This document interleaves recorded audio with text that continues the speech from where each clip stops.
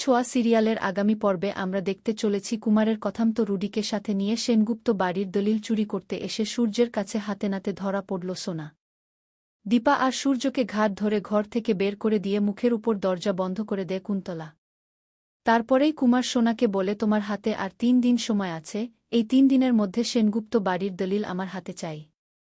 খুব চিন্তায় পড়ে যায় সোনা, আর মনে মনে ভাবে কিভাবে আমি আমার পরিবারকে এই কুন্তলা আর কুমারের হাত থেকে বাঁচাব।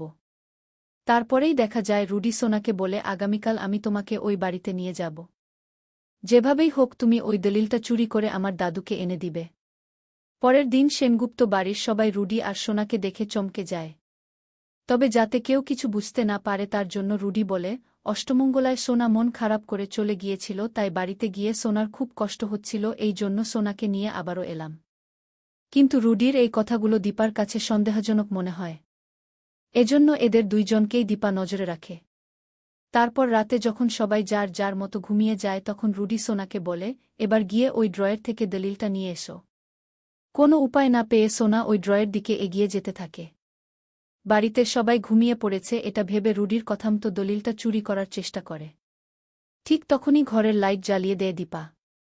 সেই সাথে বাড়ির অন্যরাও সেখানে চলে আসে। সেনগুপ্ত বাড়ির দলিল হাতে সোনা আর রুডিকে দেখে চমকে যায় সূর্য। আর বুঝতে পারে তাহলে রুডির আসল উদ্দেশ্য এই দলিল চুরি করা। এভাবেই যেন দীপার কাছে ধরা পড়ে সোনা আর রুডি। তোমরাও কি এটাই চাও? অবশ্যই কমেন্টে জানাও। আর অনুরাগের ছোঁয়া সিরিয়ালের সকল আপডেট পেতে চ্যানেলটি সাবস্ক্রাইব করে রাখো।